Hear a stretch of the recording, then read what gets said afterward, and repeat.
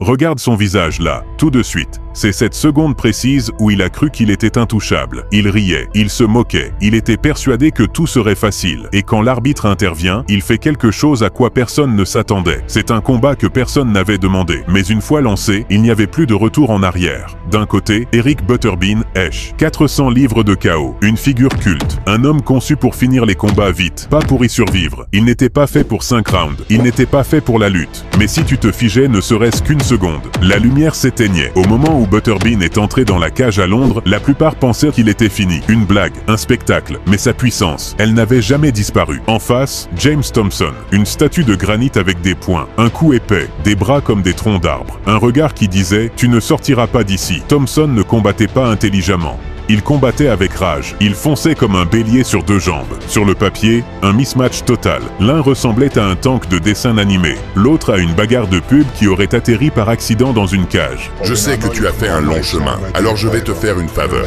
Ce sera rapide, propre et relativement douloureux. Ferme les yeux, pense à McDonald's, et tout sera terminé. Butterbean a entendu chaque mot. Quand la cloche a sonné, Thompson souriait. Il sautillait, détendu. Butterbean non. Pas un sourire, pas un mouvement inutile, juste de la concentration. Et puis c'est arrivé. Une charge, une explosion. Un instant où la taille, l'allonge et la confiance n'avaient plus aucune importance. La salle a explosé quand la réalité a frappé la première. Parce que les moqueries ont toujours un prix. Et cette nuit-là, la note a été payée en totalité.